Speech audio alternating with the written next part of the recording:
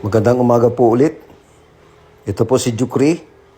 Magsisimula na po tayong magbasa ng tarot card. Ito po ang ika-4. Samahan niyo po ako na basahin ang card na napili. At simulan na po natin ang pagbabasa.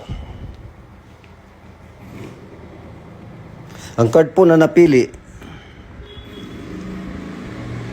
ay ang temperament. Ang temperament po ay salitang English. At ito po ay pag tinagalog natin ay kahawig ng tinatawag nating pag-uugali. Mula po pagkabata, pagiging sanggol natin, hanggang sa pag-edad natin, nabuhay pa tayo, ay lumalabas po ang ating tinatawag na pag-uugali. Kahit bata pa tayo, meron na tayong sariling ugali na ipinapakita sa ating mga magulang at sa mga lumalapit sa atin na mga tao. Ang pag-uugali po ito ay nadadala natin hanggang sa pagtanda. At masasabi po natin na nabubuo ang ating sariling pag-uugali habang tayo'y lumalaki. Nakikita po natin na ang ating card ay isang babae. Mayroon po siyang pakpak, so ito po ay parang anghel o anghel talaga na ipinapakita sa atin ng card.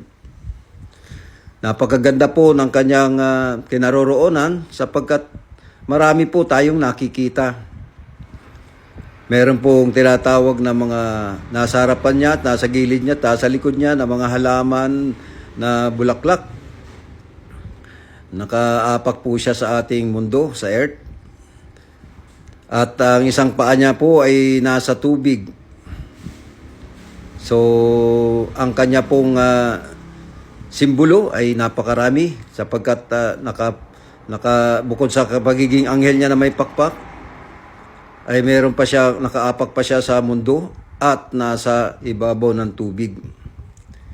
May mga puno po sa likuran niya at may araw po doon sa pinakamalayo. At meron po siyang rainbow at napakaganda ng pagkakagawa ng rainbow. Talagang tinatawag natin sa in English na Roy G. Biv. Okay. Yan po ang nakikita ng mata ng tao ay yung pula lang. Wala po yung infrared na tinatawag. So, red, orange, yellow, green, blue. Meron po yan tinatawag na hindi pa rin natin nakikita. At pabayaan na lang natin siya sa mga camera o sa mga microscope na makita yan, yung blue na yan.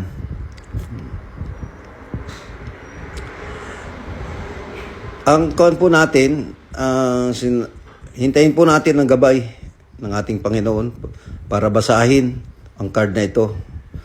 Sandali lang po.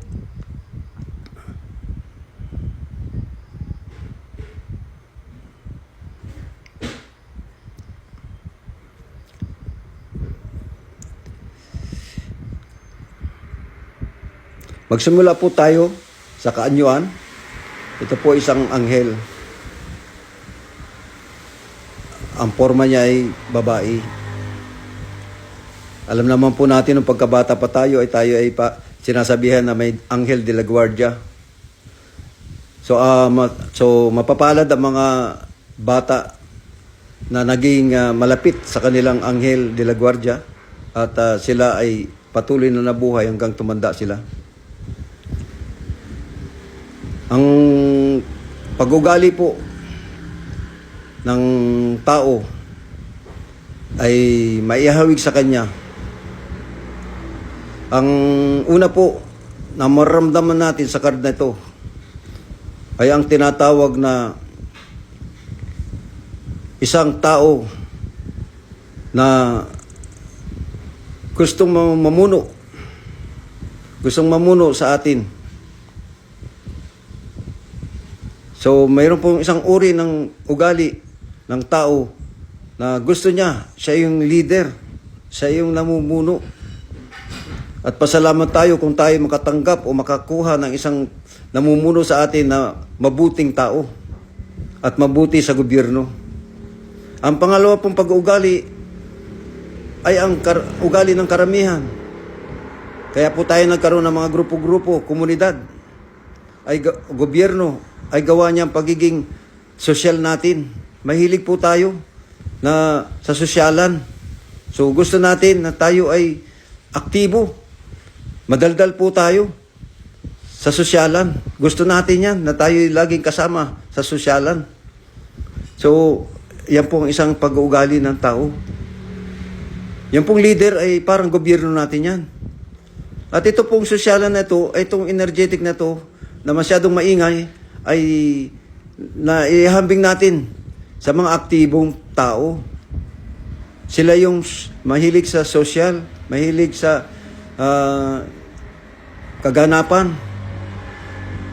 Ang ikatlo pong pag-ugali ng tao, lalo na ang mga Pilipino, ang iba po dyan ay baliwala lang. Ang mga pangyayari sa buhay niyan, ang pangyayari sa Pilipinas ay binabaliwala lang niya. Wala lang. Wala siyang pakialam. Yun ang pag-ugali niya. Hindi siya tumutulong. Hindi siya sumasama. Gusto niya, kuwan siya, bahala kayo dyan. At ang isa pang pag-ugali ng mga tao ay yung tinatawag na nagsusolo. Gusto niya solo siya, wala kang pakialam sa akin. Pero ako may pakialam sa inyo. Tahimik siya nagtatrabaho.